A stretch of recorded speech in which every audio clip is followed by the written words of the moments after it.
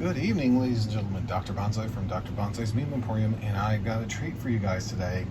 Specifically, a review that I've been sandbagging a little bit on, but I've also been really excited to go with here. It is Mortem Gloriam Pacto Edition. Neat little rule set, originally written by Simon Hall, with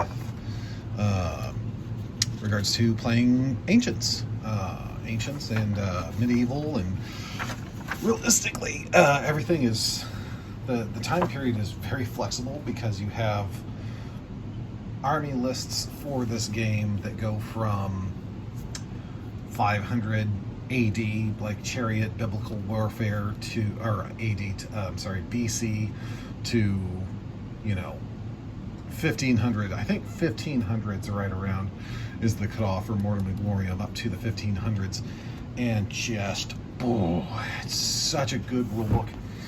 And I think something that's under discussed with rules, especially as they pertain to historicals, is that it's kind of an easy sell to get somebody into a game like bolt action.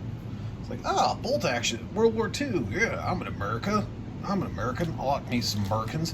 I'm World War II. Yeah, I want some half tracks. I want those cool German half tracks. That's an easy sell. As opposed to ancients, where sometimes it's be like, oh yeah, these two lines of dudes kind of run at each other and poke each other with sticks. And if you're a war gamer and you kind of have the surface level understanding of like ancient, medieval, or late antiquity type warfare, like, unless you know a lot about that and you actually make a study of the history, it looks fucking boring, because it's not like you don't have newsreel footage, you don't have first-hand accounts, these old guys wearing their campaign ribbons in front of the History oh god, I'm really dating myself, back when the History Channel actually used to have history on it. These guys talking about these famous campaigns, and you don't have that. You don't have that with this type of era, because ancient and medieval era is told through pottery, statuary, carvings on stone, tapestries, paintings, very occasionally written accounts that are like, oh yeah, I heard this came to me in a dream once, or it's like, oh, this guy told me this story and I have no way to confirm it, but I'm going to tell it to you anyhow, which makes for some really interesting digging as far as that goes. But this game is great. I've had a lot of fun playing it with some friends of mine. It's very interactive, and it really makes you feel like you're commanding an ancient force. So let's dive into this. So this is, now, what the hell is Pacto Edition? Pacto is basically Latin for like small or compact. The game comes in 3 different sizes. There's Maximus, Magna, and Pacto. Maximus, obviously, that's the biggest one, where you're going to have the most toys and miniatures on the table. 2, and the Maximus and the Magna in general are kind of in the same wheelhouse, whereas one has a lot more than the other one, but at the same time, like, the spread of the forces as they go on the table. So like on a Magna or a Maximus game, you're playing on a standard 6x4, right? With Pacto, depending on the scale, and I'm going to come back to this shortly, depending on the scale, you can play on as small a table as a 3-foot by 2-foot and have a fulfilling, interesting, fun, tactical game with a lot of movement. Now, from the cheap seats, the first thing I hear is that's BS. Can't work. Nay, nay, I say. So let's talk a little bit about this, because this system does a lot of fun and interesting things that I really like in a rule set. So you have table of contents. And this also comes in, so again, going back to the original, thing, there's 3 different versions. Though there's one book that covers both Maximus and Magna. And then this book covers kind of the smaller, compact battles called Pacto. And those other 2 games are in their own book, because Maximus and Magna are, technically speaking, they're the big show, right? That's why you get into historical, so you can have these beautiful hundreds of miniatures on the table, rank and file, 28 mil, whatever. So, whereas Pacto, you can have, like here, let me just show. These are some miniatures from Plastic Soldier Company, and this is more or less, this is a Pacto army. And as you notice, my guys are all riding horses because they are Huns.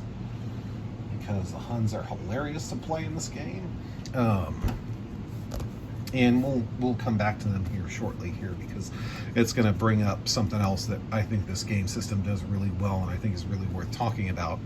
So the game is really interactive, because you actually have this interesting thing about how, and just beautiful artwork, by the way. And again, going back to the rule books, because I keep forgetting things. Mortem and Gloriam, you can get these books for download, to download PDF from, I think, lulu.com. I'm going to put the link in the description below.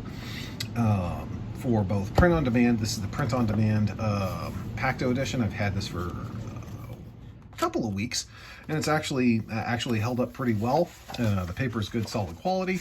It's full color, as you can see, which I love. And basically, this part here just kind of tells you about the, how a the pre-battle system works. So what's the pre-battle system? Now you're going to see this is the other thing about this game. You're going to see a lot of big charts, and they look scary and complicated. They're not. They're actually fairly easy to decipher once you kind of read and understood the rules. So the first part of any game, obviously, besides picking your army, is you have the pre-battle phase. And that is how you set up terrain. So this game also has over 650 rule tabletop army lists, as we would notionally codify them as standard tabletop gamers, all for free download, and as well as a free army builder, because you build it in Excel. And everything, the formulas are pre-done. It's fantastic. It's like, and again, it's one of the things that I love about this game. It's simple and extremely well executed. That's the two factors that I'd say I really love about this system. Is it's simple, and all the mechanics here on are extremely well executed. So to set up the actual game for terrain, something as mundane as terrain for like a 40k player or a 30k, whatever, you would say, oh, okay, well, just throw whatever the store terrain is, because that's, let's be real, we're all friends here. When you're picking terrain for a game at your local game store, you just pick whatever the store has, unless you're one of those guys that has the terrain collection or a 3D printer. But we're not talking about you people. We're talking about us mere mortals that play Poor Hammer. So you have this really interesting way of picking terrain. So basically you kind of figure out, you do a dice off, and you figure out who's in charge, who's defending, who's attacking. And once you figure out who's defending, you place basically their marker on this grid. And the way this grid works is, again, very simple, it looks complicated, but it's not. Because every army on their army list has a preferred terrain type. So you have either featureless, open, normal, dense, very dense. So like open, featureless, this is kind of where your horse archers, your Huns, your Mongols, those guys, or like big formal armies like the Romans, guys that love big set piece battles, they're going to kind of live over here. And then you have kind of the guys that are, prefer rough terrain, and they actually have a lot of units that move really well in rough terrain. So you basically say, okay, where's the defender start? And then you take turns flipping what are basically called cards, or in this case tokens, because I'm going to show this token sheet off here that again is really well done. So you basically go back and forth, and as the back and forth you can say, okay, well, you start off over here, I don't want you over here, I want you over here. Basically, I'm trying to get you out of that dense terrain to a battlefield that's more favorable for me. And on this side of the equation, you have something I forgot to mention at first. Something you have here is you have what's called a secure flank. So basically it says if one of your flanks is completely locked down. So like if your terrain type is coastal and you guys end up over here, one of your flanks is going to be water. Nobody can come in from reserve from that board edge because it's the sea. And then you have terrain selection, how to generate terrain, and it's again really easy. It's very dense, normal, and it kind of gives you this prescription as to how this would work. Now, Mortem and Gloriam, since it is kind of a mass ranked combat system such as it is, I would recommend going with like a 2D neoprene terrain. There's some guys on Etsy that make some stuff. I believe Green Stuff World has an entire pack of like hills, forests, etc. that you can just buy, and I want to say it's like $20. So it's like, why wouldn't I do that? So you kind of go through this back and forth, and you place terrain, and this is kind of how terrain interacts with stuff. And the other thing about this system that you'll want to keep in mind is basically the color system. So green, good; yellow, danger; red, bad. So that's as simple as it is. The less red something is, the better off you are. So you have, kind of again, these things, and then you talk about scouting, deployment, and how good your army is at kind of reconning an area, because that's going to give you an advantage when you're doing a unit drop, when you're dropping units. And this is how you play the turn. So first things first, you draw your command cards, or in this particular case, I have the command tokens, which again, I'll show those after I do this here. The command tokens, so you'll basically create a hand of cards or tokens, color-coded tokens for each general or commander in your force, and you kind of distribute them. You distribute them out, kind of, face down so your opponent can't see. And that influences your ability to move and take actions. So it's like the cards are a resource. So it's almost like you're having, not only I have to control my army, I have to muster my command resources to make sure that my army is going to do what I think it's going to do. So, and that's where something else that this game does really well, which is command and generals. Look at that. It's almost like I wrote that down. So you have, kind of the different levels of commanders. So you have legendary, talented, competent, and mediocre. So for me, my legendary commander would be Attila the Hun, because he did a lot of incredible things, and he was a very talented leader, and, well, he wasn't talented, he was a legendary leader. And at the other end of the spectrum, you have mediocre. So Attila's second cousin, twice removed, who was a little slow because he got kicked in the head by a horse when he was a kid. So basically these numbers are, Attila can have like 5 command cards, and then you have kind of go down the line. So basically the more cards you have access to, the more flexible your force is going to be. And again, there's some interesting tweaks to that as well. So again, the bigger the number here, the better off you are, but you can only have, a certain legendary. So if you have somebody that's legendary level, there's obviously restrictions on that, and armies can take different things. And then you have other types of general and skill levels. So you have if they're professional or if they are instinctive, which you can kind of see here. So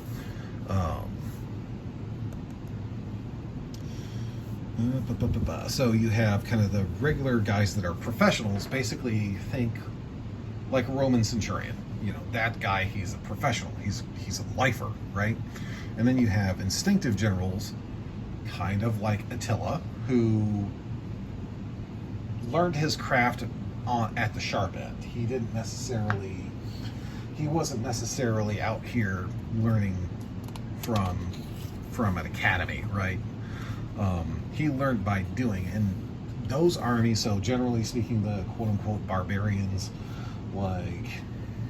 like the Huns, the Goths, the Visigoths, the Celts, the Gauls, that kind of thing, they're going to have a harder time controlling their army than you would, say, if you were Julius Caesar in the 13th Legion.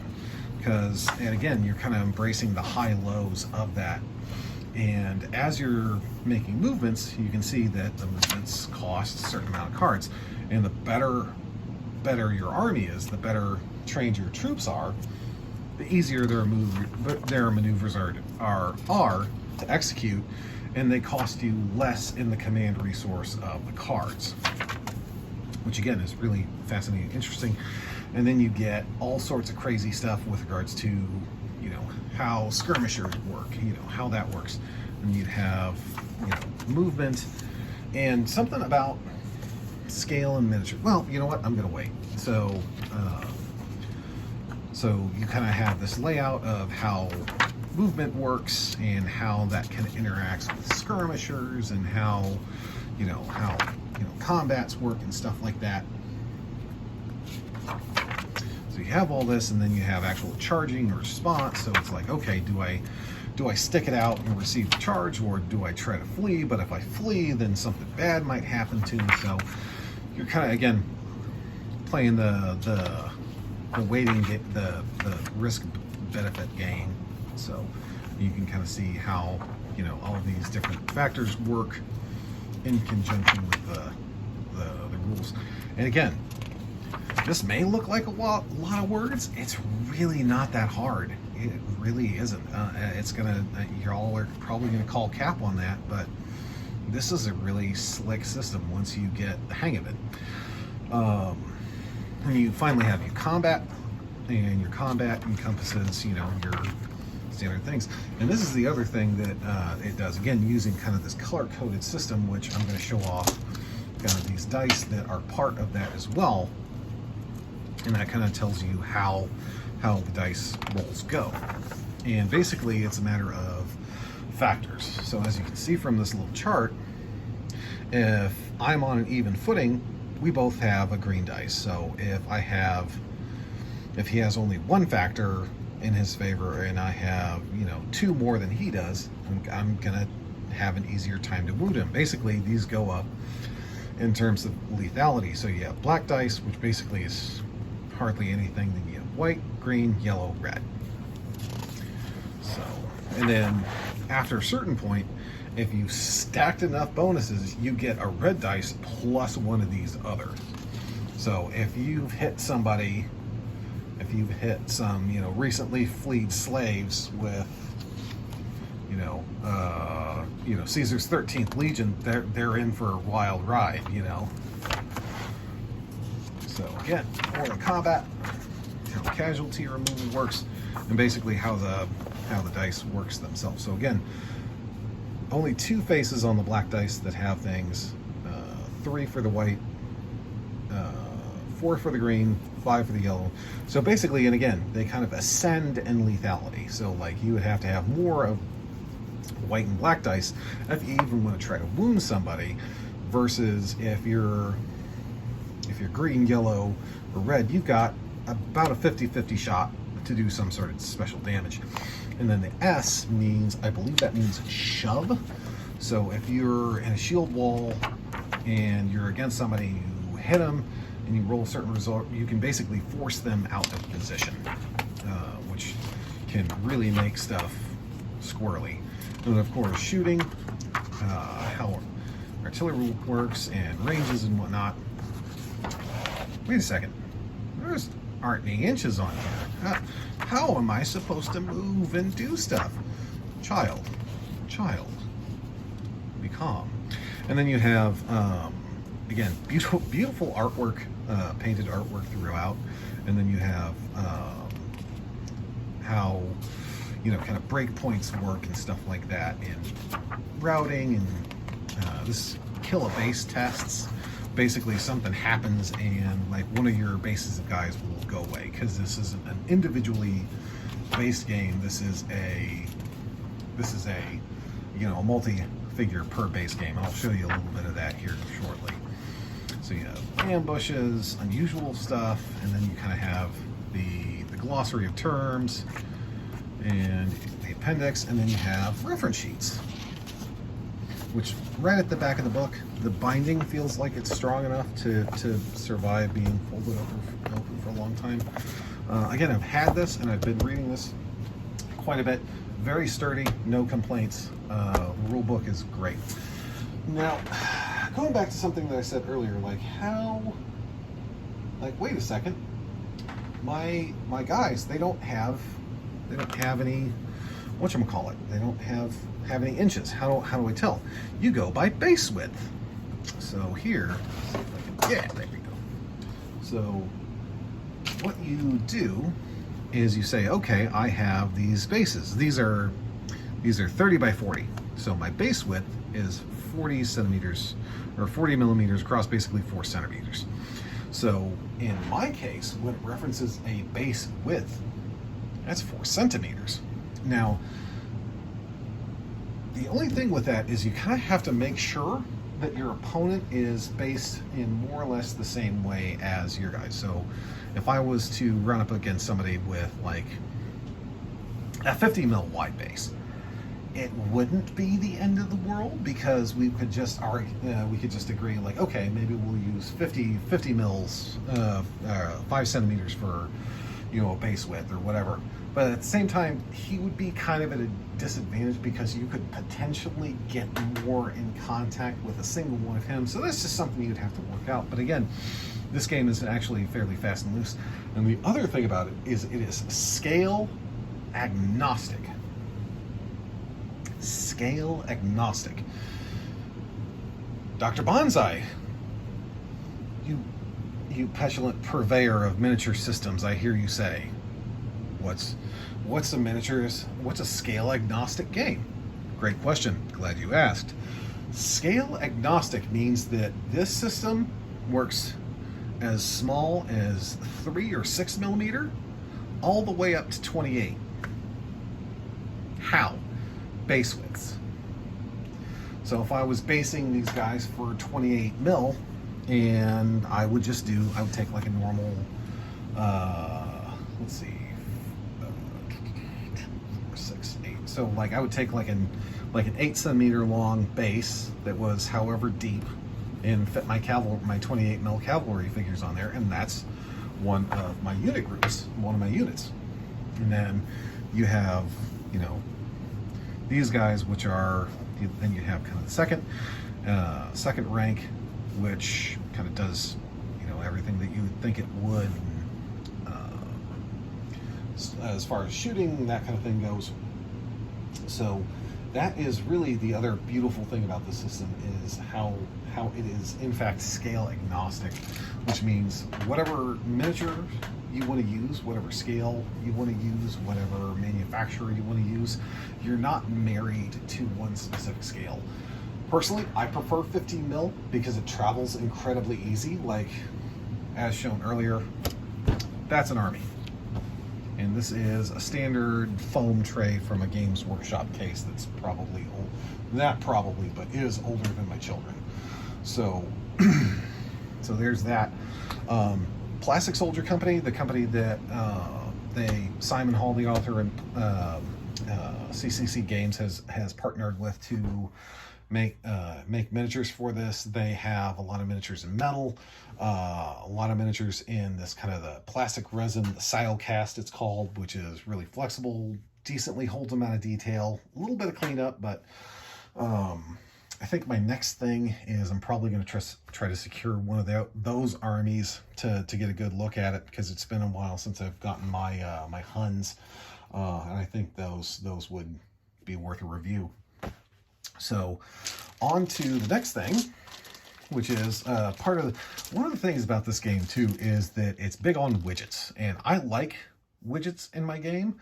This game has a sufficient number of widgets that it makes it interesting and fun to collect, but not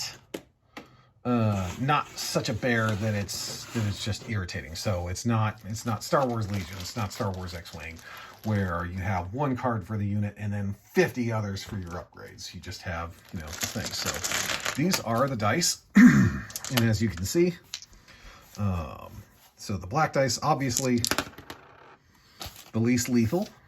Then you have the white dice, which again, you're kind of going up a scale. See, that would have been, so basically the way to read these, obviously blank face is a blank face. The sword and the arrow, that's a hit, basically causes a wound. And then the S means for shooting, that's slowing effective fire. So that's basically making your enemy unit slow down.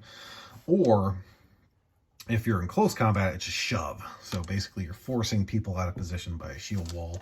And then you have these guys, which have the skulls. And the skull is the start of where you can just gank a unit. So if I were to charge with my Huns like a unit of Romans, and I roll one of these and it comes up a skull, one section of Romans just comes off. So I'll tell you this for nothing. That's never happened in a game I've played. Not against a human being, that's for sure. But again, the yellow, again, still more lethal. And then finally you get to the red, and the red, basically any face that you land on in this is going to be a bad day. So that is that. And again, really good, hefty, high quality dice,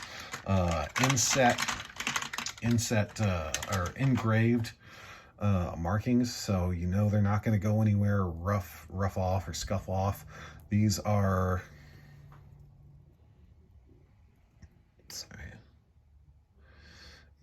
ever so slightly embossed. So and then finally, the last but not least is the unit tokens. Now, as I mentioned before, there's a couple of different ways to do this.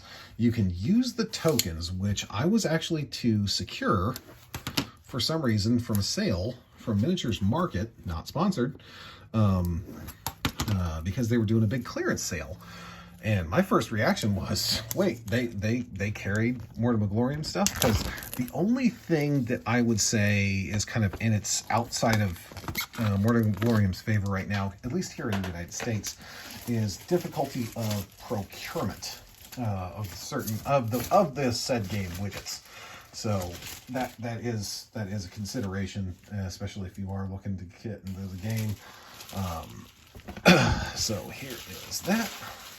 I'll try to stop the rustling. There we go. So you have this, which are your... So this is actually another, again, really brilliant. So this is where, you're indicating that you've got slowing effective fire, and then you've got the casualty marker. So if you take a wound, you just drop one of these on it.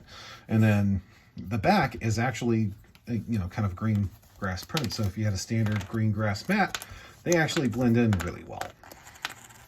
So they're not so obtrusive, unlike, again, the analogy of X-Wing or Star Wars Legion, any of those where you have a surplus of tokens, and it's just an absolutely obnoxious amount of just like board state counters on the board. This is really easy to keep track of. So you have,